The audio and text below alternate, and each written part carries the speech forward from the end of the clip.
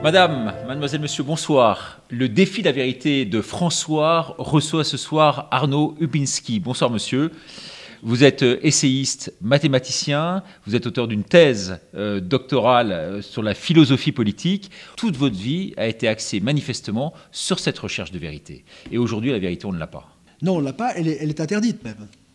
C'est-à-dire que le défi de la vérité, c'est un combat singulier, d'une certaine manière un défi, comme dans un duel, entre soi-même d'abord et la vérité. C'est tirer la vérité. Et effectivement, très rapidement, j'ai constaté qu'à travers un enseignement d'histoire en particulier, mon professeur me mentait et ça a été le départ de tout un ensemble de combats qui m'amène ici. Et puisque vous parlez de François, quand même, je voulais dire que je suis particulièrement heureux. François résonne comment chez vous alors? Donc c'est très particulier parce que d'abord, disons que ma présence ici tient à un rapport personnel avec M. Azalbert. Qui est le PDG de François. Et je l'ai connu dans ce combat du coronavirus. Les opposés s'attirent et ce qui ressemble s'assemble, d'une certaine manière, dans le bon sens, j'allais dire. Et ce que j'ai apprécié, bien entendu, c'est son indépendance, son intégrité et l'authenticité de l'être. C'est-à-dire qu'on croise beaucoup de personnes, mais on rencontre pas grand monde, si je peux dire. Donc c'est l'existence de quelqu'un. Et il est comme vous, mathématicien. Voilà. Et ce qui n'est pas le cas, par exemple, du président Macron, qui est une apparence. Donc il y a l'être et l'apparence. La deuxième chose, c'est que François, c'est le médium, après la personne, le médium. C'est parce que c'est le symbole de la résistance et de la reconquête médiatique, qui apparaît actuellement, on peut le dire quand même, comme l'unique fer de lance du combat médiatique de vérité scientifique. Oui, qui a été lancé en 1941, François. En cours d'écriture, j'allais dire, contre l'obscurantisme, le charlatanisme et le complotisme d'État au pouvoir. Il faut ne pas avoir peur des mots. Ensuite, il y a le message. Le message, vous venez de le dire, c'est le fait que François a dégainé, je peux dire, le défi de la vérité qui est la clé du salut pour le drame actuel. Alors, citons De Gaulle, pour une fois, si je peux dire, il n'y a de réussite qu'à partir de la vérité. Donc c'est bien le point de départ que vous avez. Enfin, donc ça tient à la pertinence du J'accuse de la Toussaint que j'ai écrit, mais le 1er janvier, le défi de la vérité lancé à Macron. C'est pas le J'accuse de Zola, mais celui de la Toussaint. Hein. Voilà. Et alors c'est intéressant de voir d'ailleurs que le J'accuse de la Toussaint, ça avait été relayé. Et actuellement, vous le disiez hors antenne, si je peux dire, il n'y a plus de débat. C'est-à-dire qu'en principe, quand quelqu'un dit ou crée quelque chose, il doit y avoir une émulation selon les règles de la logique. Mais comme la logique a été supprimée par la réforme des maths modernes notamment, on ne sait plus débattre. Et enfin, ce combat m'a mené à réarmer l'intelligence. Parce que quand on parle de vérité, le défi de la vérité conduit au défi quand même de l'intelligence et du courage. Oui, parce qu'aujourd'hui, face à ce confinement qui est le nôtre, qui est un confinement finalement à la fois philosophique, moral, mais qui paralyse en quelque sorte l'intelligence. Vous pensez qu'il peut y avoir un réveil de l'intelligence véritablement aujourd'hui? J'ai eu la chance ou la malchance de devoir enseigner les mathématiques. Et vous voyez ce petit personnage qui est déjà le coronavirus de l'époque, coupe avec ses ciseaux le rapport entre la cause et les faits.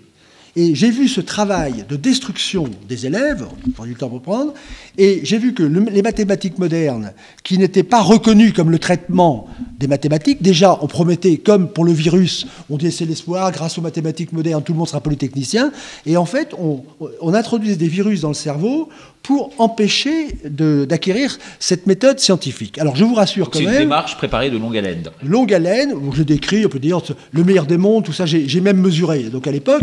Et donc il faut, si vous voulez, ce qui donne ma certitude actuellement, c'est que j'ai vu toute cette mise en scène de mensonges en bande organisée sur les mathématiques modernes. J'ai annoncé que 30 ans après, il y aurait un désastre dans l'enseignement, et c'est le cas. Si vous voulez. Bon. Donc on voit qu'il y a ce plan qui fatigue la bête, selon la méthode de la grenouille, et évidemment, plus ça. Et c'est le message... Qui conduit finalement à une vérité interdite, hein, on peut dire ça comme ça? Oui, enfin une contre-vérité. Alors ce qui est très, très difficile, c'est pour ça que les mathématiques sont très utiles, c'est comment faire tourner un monde à l'envers qui tourne quand même sans s'écraser. Comment Macron arrive-t-il à dire l'inverse de ce qu'il fait?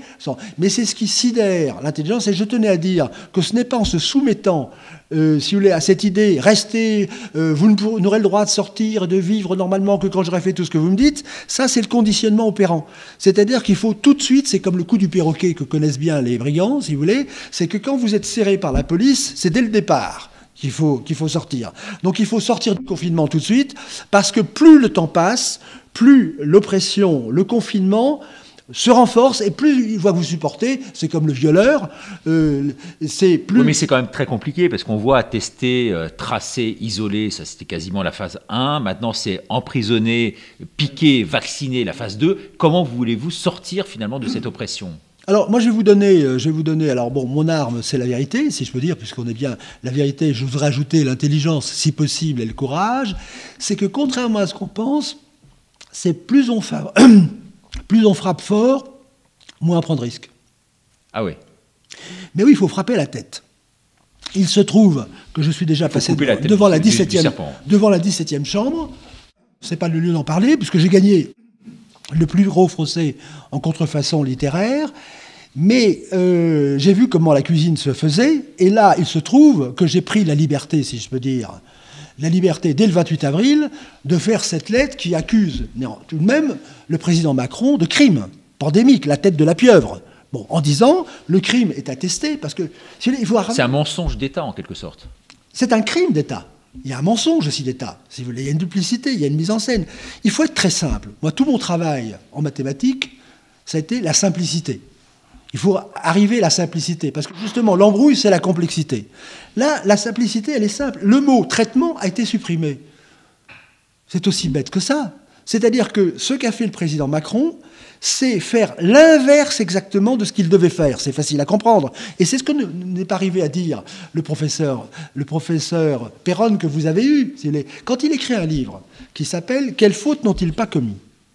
La conclusion est au début. Il faut savoir la lire. La conclusion, elle est au début. C'est l'union sacrée de l'arrogance et de l'incompétence. Non.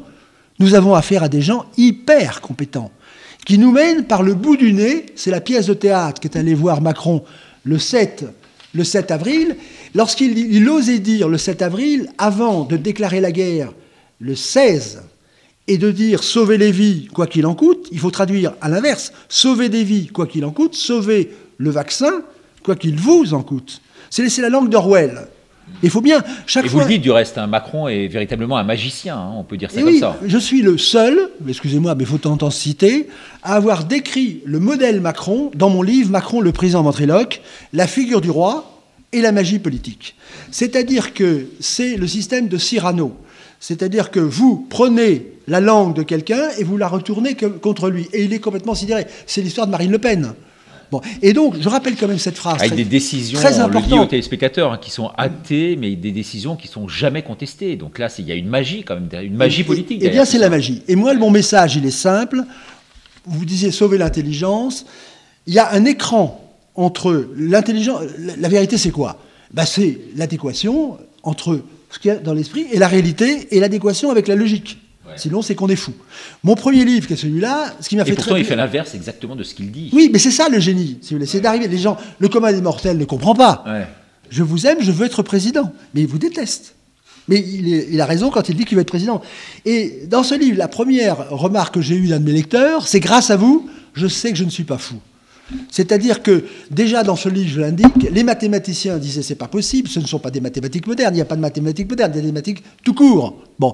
Et il était question, je rapporte les faits, que la confusion des champs sémantiques, c'est la folie. Or, Macron, c'est quoi ? C'est le en même temps. Le en même temps, c'est la confusion des champs sémantiques, c'est la folie. Mais lui, il sait où il vous mène. Le en même temps, c'est fait pour vous cacher qu'il a un but extrêmement clair dès le départ. C'est une politique quoi ? Négationniste ? Oui, c'est le négociateur du traitement. C'est-à-dire que quand même, je prends un exemple simple. Une mère de famille, qu'est-ce qu'elle fait quand un enfant est malade ? Elle fait 3 choses. Bon, elle va voir le médecin, elle lui demande le traitement, et elle y va le plus vite possible. Quelle a été la politique de communication ? Parce que très habilement, tous les mots comptent.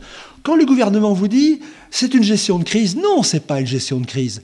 C'est une politique sanitaire. Or, quand Macron dit que c'est la guerre, par exemple, eh bien, quand il faut reconstruire Notre-Dame, il prend un général. Pourquoi est-ce qu'il ne prend pas un général pour la crise sanitaire, la guerre ? C'est parce qu'ils ne veulent pas quelqu'un, j'allais dire, d'honnête, quelqu'un de compétent. C'est qu'il a une autre idée derrière la tête. Alors, pour prendre l'idée la plus simple... C'est une forme de terrorisme sanitaire. Mais c'est plus que... Oui, c'est un terrorisme. Et donc c'est la peur, évidemment, c'est l'arme la plus connue, mais je vous rappelle quand même, il faut prendre... La force de l'intelligence scientifique, c'est le processus. On commence par une chose, on pose un premier théorème, un deuxième. Je vais prendre simplement... ce qui est important dans la vie, c'est de savoir si on a affaire à un menteur ou quelqu'un qui dit la vérité. Or, ce que j'ai beaucoup travaillé sur la question, vous avez deux types de personnes, il faut le savoir. Vous avez les nominalistes qui croient au pouvoir des mots, c'est le corbeau, et vous avez les réalistes qui croient à la vérité des mots, c'est le corbeau, le renard et le corbeau. Oui. Et si vous voulez, donc il y a une population de personnes honnêtes, qui est le plus grand nombre, mais qui ne peut pas penser qu'on ment. Et donc le combat... Un peu candide. Voilà. Et Macron, c'est un nominaliste, c'est-à-dire qu'il dit le mot pour tromper. Et tant que les Français n'auront pas compris, je réponds à votre question, peut-on sauver l'intelligence? Oui. Lorsque les Français auront compris qu'il y a un langage qui leur est inconnu mais qu'ils peuvent apprendre, c'est la magie, et qui les empêche de raisonner normalement. Mais comment renvoyer une forme de justice, finalement, aux yeux des Français aujourd'hui?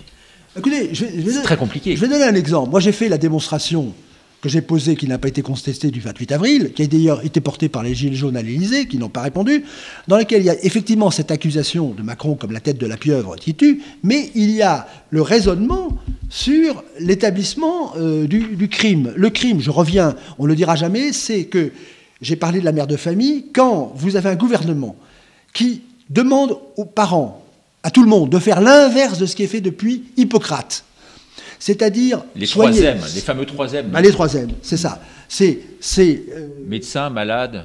Médecin, malade et maladie. Et maladie. Ouais. Et maladie. Il fait rigoureusement l'inverse, c'est criminel. Je prends un exemple. Moi, j'ai travaillé dans des services financiers. Quand je voulais savoir ce qu'il fallait faire, je posais le problème et je disais, qu'est-ce qu'il faut faire? En général, on disait, il faut faire ça. Mais je disais, attention, c'est Giscard d'Estaing. Elle a dit, pourquoi ne me l'avez pas dit? Parce que j'ai dit, vous n'aurez pas donné la bonne réponse. Là, vous prenez l'exemple. Vous demandez à n'importe qui, à un ordinateur, à n'importe qui. Vous avez un médecin qui a le traitement et qui ne veut pas l'administrer à une personne et elle meurt. Qu'est-ce que c'est? Bah, tout le monde va répondre sans réfléchir. Mais c'est un crime, pourquoi poser des questions? Mais je dis, s'il y en a 25 000, ah bah, c'est un génocide. Puis je dis, mais si c'est le président de la République, ah bah ça c'est différent, c'est une gestion de crise. Ou autre chose. C'est l'histoire de Saline, la statistique. Donc le cerveau est complètement annihilé parce que le commun des mortels ne peut pas penser qu'au sommet de l'État, il n'y a pas, ah notre bon maître, ah que va-t-il faire? Eh bien que, je vais prendre la phrase que j'avais entendue une seule fois d'un Khmer rouge, formé d'ailleurs à la Sorbonne. Cette phrase, elle est terrible, mais elle s'applique à Macron et à toute son équipe. C'est, ils parlent comme des anges, sauver des vies quoi qu'il en coûte, mais pensent comme des assassins. Et ça, c'est la clé des Khmers rouges. Et ce n'est pas parce qu'on a une bonne formation qu'on ne le fait pas. Et actuellement, les 25 000, j'étais le premier, excusez-moi encore de me citer, à évaluer à 25 000 la surmortalité, et le professeur Perron l'a dit, mais ça, ce n'est pas, comme le disent certains, une incompétence. Et pour reprendre cette phrase que je voudrais quand même lire, c'est que Madame Buzyn, il n'y a jamais de sanction. Tous ceux qui actuellement gèrent la crise sont ceux qui ont fait ce qu'on appelle une organisation d'insuffisance de moyens. Et je vous rappelle que le confinement a été annoncé pour répondre à l'insuffisance de moyens et non pas comme une mesure sanitaire. C'est-à-dire que quand ils veulent vous faire à la droite, ils disent on va à droite parce qu'il y a le soleil, et puis après ils disent ah ben non c'est à gauche parce qu'il y a autre chose. Donc ils changent constamment les repères. C'est le principe même de la manipulation. Ça. Ben voilà, c'est ce qu'on appelle parfois les pervers narcissiques. Mais ce qui est très important, c'est que il faut savoir quand même que le 7 avril, il faut quand même reprendre les phrases telles qu'elles sont. Eh bien, pour inciter les Français à continuer à sortir malgré l'épidémie de coronavirus, le 7 avril, le président a dit textuellement « La vie continue, il n'y a aucune raison, mis à part pour les personnels fragilisés, de modifier nos habitudes de sortie. » Ça, c'était le 7. Dès le 12, sauver des vies quoi qu'il coûte, et après dès le 16. Bon. Ça, c'est de la manipulation. Pourquoi? Parce qu'il fallait tromper la population, alors que je vous rappelle qu'il y avait déjà eu l'annonce de Mme Buzyn, qui l'a prévenu. Donc on a affaire à un menteur, qui n'a aucun scrupule et qui est aux ordres, effectivement. Donc pour vous, c'est le pire crime de l'histoire de France, prémédité en tout cas. Prémédité. C'est le pire. Ouais. Et totalement prémédité. Mais je vous rappelle que dans les guerres, il y a eu, si vous voulez, prenez la guerre de 14, on l'a comparé à Jeanne d'Arc, alors vous en pensez quoi de ça? Mais c'est pas qu'on l'a comparé. Il s'est voulu. Mais attendez, c'est une stratégie. Bon. Ouais. C'est-à-dire que, je vous rappelle que c'est un acteur, mais c'est un auteur manqué. Il ne sait pas écrire, mais il sait jouer l'acteur. Il ne faut pas l'oublier quand même. Bon. Mais sa stratégie, c'est qu'un an, c'est ce que je dis dans mon livre « Macron, le président ventriloque », un an avant son élection, parce qu'il fallait qu'il ramasse la droite, la gauche, l'amalgame. Il est allé à Orléans et il s'est présenté comme Jeanne d'Arc en identifiant la République, si vous voulez, quand vous disiez En Marche, c'est la Jeanne marche, d'Arc anglaise. Ouais. Anglais, c'est une flèche, ouais. que Jeanne d'Arc, c'était une flèche qui rompt le système. Enfin, il faut lire ça, si vous voulez. Et ça, c'est toujours en 3 temps, c'est la magie.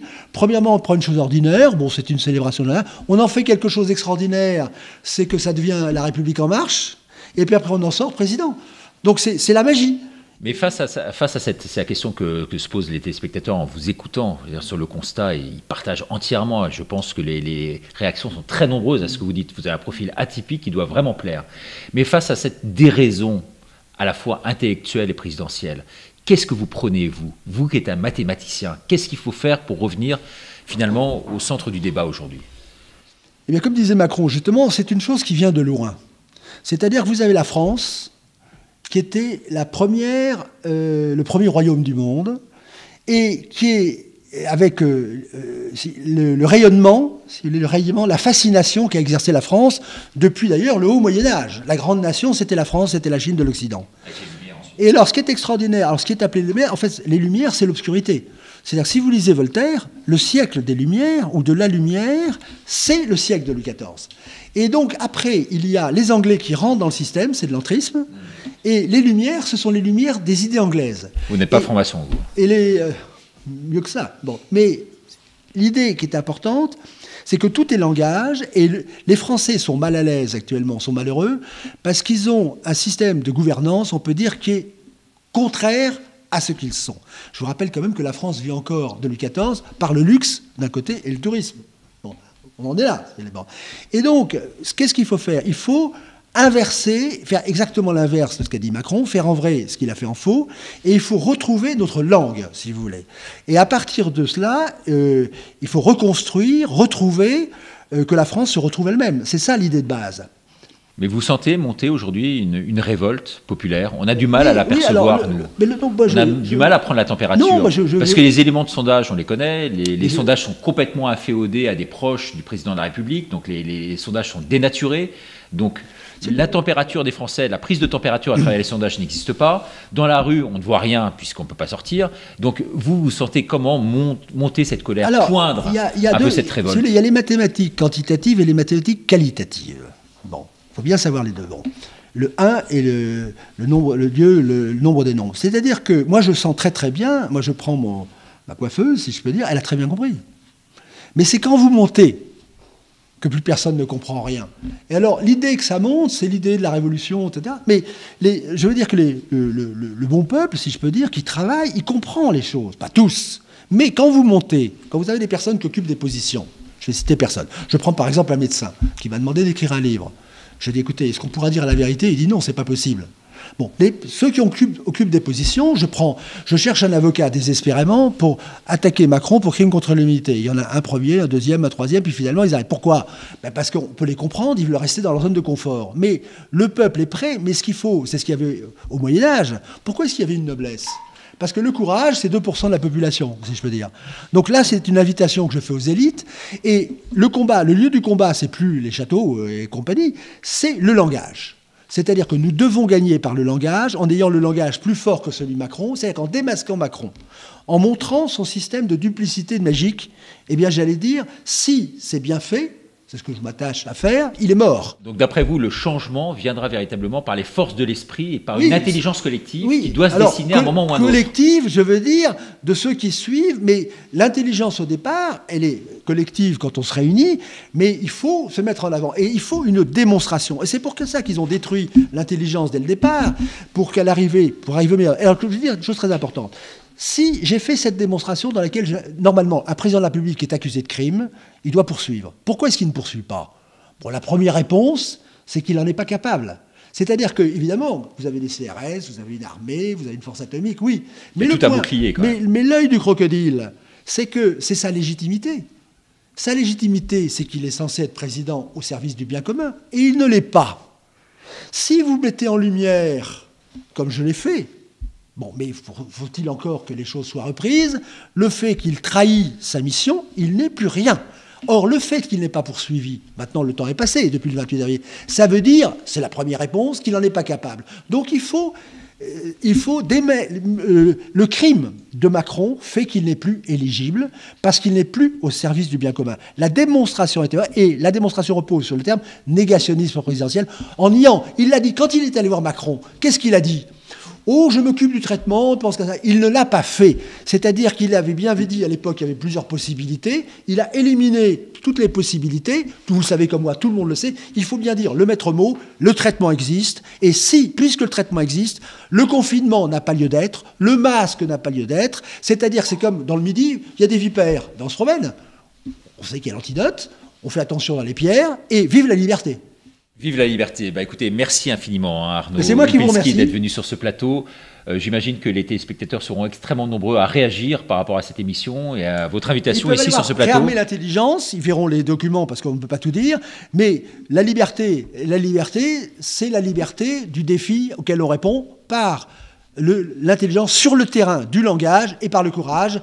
Et il faut être courageux. Et je tiens à dire que vous avez été sollicité par des gouvernements, notamment de gauche à l'époque, pour rétablir la vérité mathématique, notamment dans les écoles. Si la droite et la gauche ont une certaine sensibilité, mais si on dit que, si vous voulez, la droite c'est l'ordre et la gauche c'est la justice, qu'est-ce que l'ordre sans la justice, qu'est-ce que la justice ? Donc il y a des sensibilités. Mais il ne faut pas découper en droite-gauche, ce qui ne permet pas d'aboutir, mais c'est entre nominalistes, réalistes, les menteurs et les véridiques.